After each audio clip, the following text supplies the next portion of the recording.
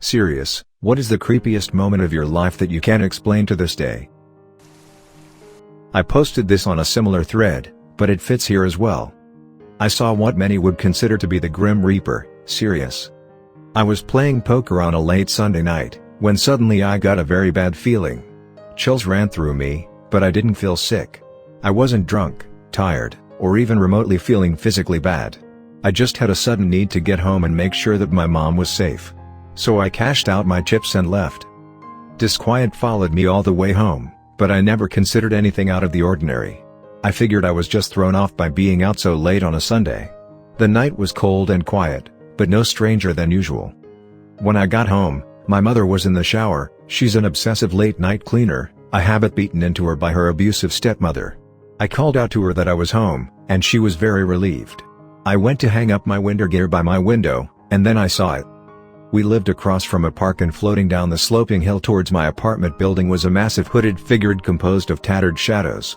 It was blacker than the surrounding night and seemed to warp the space around it. It moved fluidly and with clear agency, floating like a squid through water. I've never felt terror like that. I knew I was seeing something I had no business seeing. It wasn't thrilling, or exciting, it was just awful. This was before smartphones, but the thought of trying to snap a photo with a digital camera never crossed my mind. The truth is, I wouldn't want it. I felt awareness from this thing, and it wasn't friendly. I felt that if it knew I saw it, something horrible would follow. So, I closed my shades and hid under my blanket like a little kid. I had the day off the next day, hence the late night, and a friend of mine came to visit. He told me cops were all over the place downstairs. He saw the look on my face, and I told him what happened. He laughed it off. We went to grab some food. I asked a cop what was going on, but they wouldn't answer. We came back and found a young guy wandering my hallway. He was a reporter and asked us if we knew where a woman in the building lived. We asked if he knew what was going on. There had been a murder-suicide. A man shot his girlfriend and then killed himself. The murderer's mother lived on the other side of the building. My friend gaped. No, I didn't hear the shots, and then filled in the blanks with an imaginary specter. I've fired guns since I was a kid, and I know what they sound like. No, I didn't watch a horror movie, or have anything supernatural on the brain. I've never seen anything remotely similar since. I'm open to the idea of things we do not understand, but understand the importance of healthy skepticism. But I know what I saw. More, even, I know what I felt. It was like peering behind a door that was never meant to be opened. People think they want to see supernatural occurrences, and perhaps there's a good aspect to them. But I think the truth is most of us would absolutely freak if faced with something that's not supposed to exist in nature. Things like what I saw go against everything we consider to be right, in a very profound way. When I was a student, I worked at a theme park, probably the oldest in UK. One particular ride had its very own set of ghost stories. Being a man of science, I quickly dismissed any spooky nonsense as people having overactive imaginations. A few weeks into the job, I was asked to transfer into said spooky shop, which didn't bother me at all because ghosts and stuff are absolute balderdash. I'd been working in the shop with a female colleague who was very superstitious and refused to be alone in the shop. Last thing to do at night was to turn off the lights, for which the light switch was all the way at the back of the store in a small stock room. Obviously I was nominated to turn the lights off. With my keys in hand and my nervous colleague stood half in half out of the front doors, I set off to the light switch confident and courageous. I flipped the switch and turned about face and headed back to the front door, navigating a labyrinth of glass shelving. Halfway back I heard the strangest thing, a child laughing and then 4 or 5 footsteps in rapid succession and then nothing. My immediate thoughts are, someone is playing a prank. So I casually walked to the exit, chuckling to myself about the pathetic attempt to scare me. My colleague wasn't there. I could just make out her outline running towards the offices where we clocked in and out for our shifts. Still laughing about the whole thing, I went back to the offices expecting the entire complement of staff rolling R and laughing at me. But no, all were there comforting my female colleague, who was now slumped in a chair crying. She had seen and heard a child running up behind me in the store whilst I was walking back to the front door. She went back telling everyone the ghost had got me. The next day my colleague didn't show for work. I was back in the same shop and still not 100% convinced. This night I was closing up on my own, still unafraid, 'cause science, right? When I arrived at the switch I was convinced someone was watching me. "Don't be paranoid, you idiot," I mumbled to myself, and I flipped the switch and began walking to the exit. Only this time I could feel something watching me, like its eyes were burning a hole in my back. I turned and saw nothing. I began moving again, and this time the unmistakable sound of a child laughing and footsteps, but this time something pushed me forward. I stumbled but regained my balance before I fell. Science or not, I ran to the door, slamming it closed behind me. I scrambled to get the keys in the lock and turn them before running back to the office. I never went in that shop again. Not only had I witnessed something I couldn't explain, I had felt it too. Now I keep an open mind. Just because science can't explain it, doesn't mean it isn't real. When I was little, I loved recording my own voice on the family tape recorder. What I would do was that I would record my voice really slowly, set the recorder to copy and record that at double speed to the secondary cassette deck. Basically making me sound like a Smurf or chipmunk speaking at normal tempo. One time when I was in the kitchen playing around with it, the rest of the family hanging around, I did the same thing. I ended a sentence with saying "I'll call it Andra Barnon." And all the other children. Dubbed, recorder played back, and the whole thing sounded completely normal and said in my childish smurfed up voice and all the other children. With a second of silence followed by the harshest and deepest man's voice I've ever heard, to that point, saying the same thing in a mocking voice. It scared the shit out of all of us, and no one can to this day explain it. Being older now, I realize it's probably a very strange artifact of overdubbing, magnetic tapes and such. But there are qualities that I still don't quite understand and can't explain. Specifically how it could speak in a normal speed of voice, because the easy explanation would be that it somehow slowed down my voice, darkening the pitch, and still go all deep. A while ago during the NHL lockout, I was up at 3 in the morning watching the World Juniors, and I noticed this van pull into my cul-de-sac, which was strange because I didn't recognize the van because it wasn't any of my neighbors. Then the van stops right in front of my house and 3 people pop out. 2 goes to my neighbor's house to my right and the other comes to my house. They're all dressed in black and they're going pretty quickly. I was pretty much frozen when I heard his footsteps as he came closer to my door, and then nothing happened. Literally nothing. The van drove away without anyone hopping back in. I never saw the guy leave my doorstep. It was snowing that night, so in the morning I had to go shovel my driveway, and I saw his steps go to my front door and stop. The footprints stopped at my door. There were no tracks leaving my front door, nor were there any anywhere else. I have a few times that I find interesting, if not creepy. When I was a kid, I spent a lot of time at my grandma's home. It was an old farmhouse built on 1906. All of my aunts, uncle, and mom were alumni of FSU, so during football season we would all gather to spend time together as well as watch the game. Anyway, lots of people were there. I was playing with my dolls on my grandma's bed when I heard someone run down the stairs. The foot of the stairs was at the edge of the door to my grandma's room. No one ever passed by the door after running down the stairs, which was odd. I got up to go see which cousin was there, probably trying to startle me, and no one was there. Being as young as I was like May and went back to playing with my dolls. Years later, one of my aunts was telling me about grandma's house and how it had noisy ghosts that liked banging things around and running down the stairs. Another time was when I was 16. My best friend had dropped me off at home after hanging out. The house was empty. My parents were at church and wouldn't be back for at least an hour.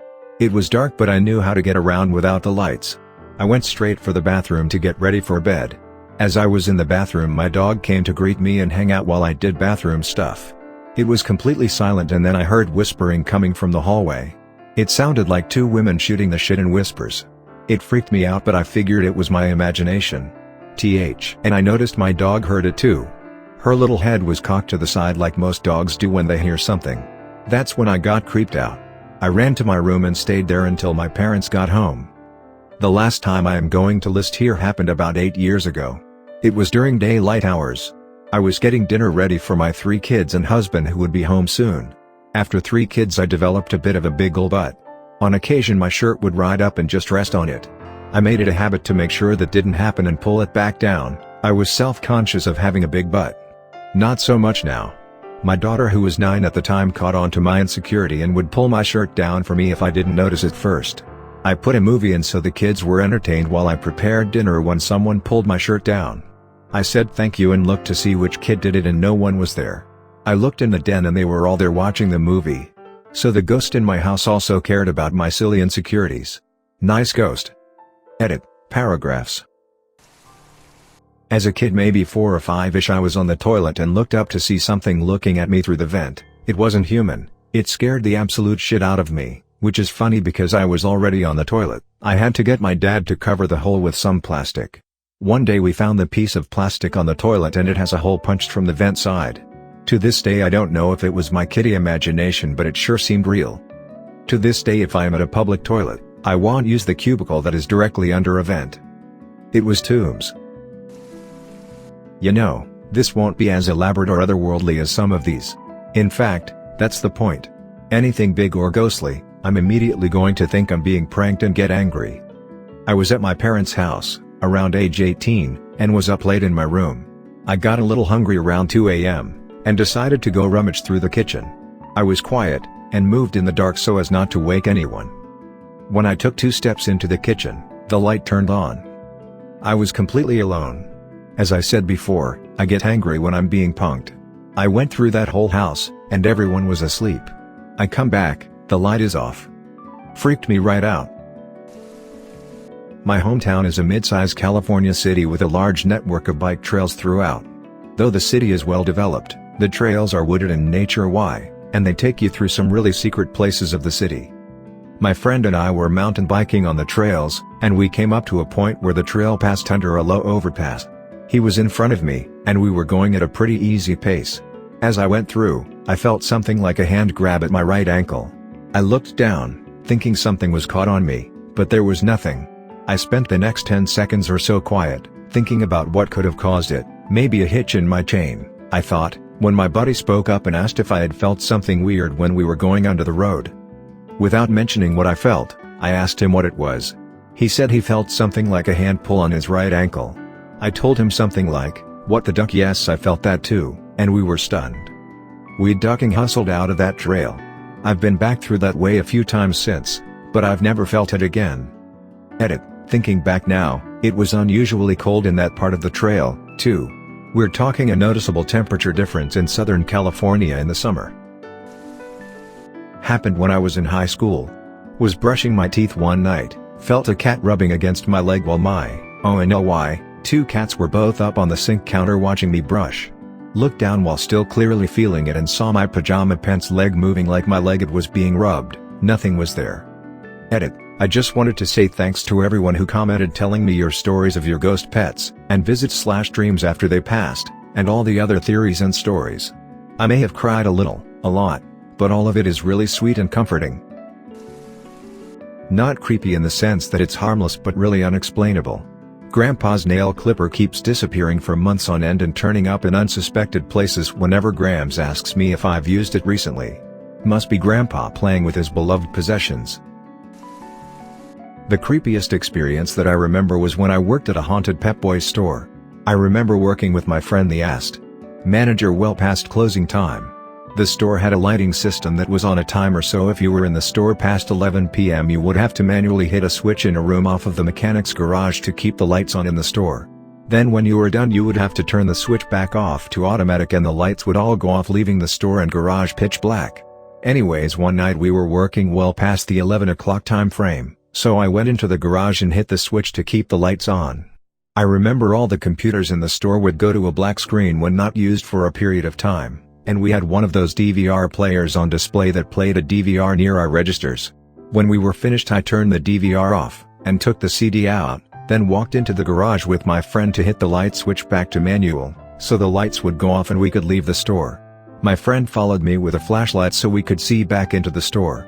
When we walked back into the store, every computer that had previously been off had the green writing on screen that comes on when you touch the keyboard. The DVR was on that I had turned off, and was playing a static screen, and all the registers with those built-in scanners that are in the counters, were glowing red and the laser lights were showing on the ceiling. You could physically pass your hands through the lasers, never seen them do that before. My friend said let's go now, and I turned off the DVR white screen and we booked it out the glass doors. As I was walking to my car and he was locking the outside doors, he screamed to me, "Did you see that?" I said, "What?" And he said that as he was turning the key and locking the door, just as the door locked, the door was hit by a huge force and physically bowed out like someone threw their body against it. I have other stories about that store as well if you want to hear them. This might be minor, but I swallowed a piece of Tic Tac candy wrapper when I was 10. Fast forward 10 years, I was sleeping over at my friend's house. I woke up in the middle of the night with something in my nose. I went to the bathroom, turned on the lights, out comes a huge blood clot in my nostril, basically clogged. I cut open the blood clot with my fingernail and find the same brand of wrapper from 10 years ago. WTF? Edit. Someone asked below. I had nosebleeds attributed to allergies over the years. The bleeding was extremely hard to stop, never took an MRI for them as eventually they'd stop after about 5-10 minutes. The nosebleeds stopped in my 20s after the wrapper/clot came out. I don't know how long it was between removing the clot and the nosebleeds going away. It'd suck if years of nosebleeds were due to a wrapper. Never thought about that. Edit 2, seems more common than I thought, tissue, paper, glass, wood, macaroni and cotton. Thanks for sharing guys, I now feel better about this. Thanks for listening to another episode of Reddit X. Subscribe and activate the notification bell so you won't miss any stories. Feel free to share your own stories below in the comments. Have a good day.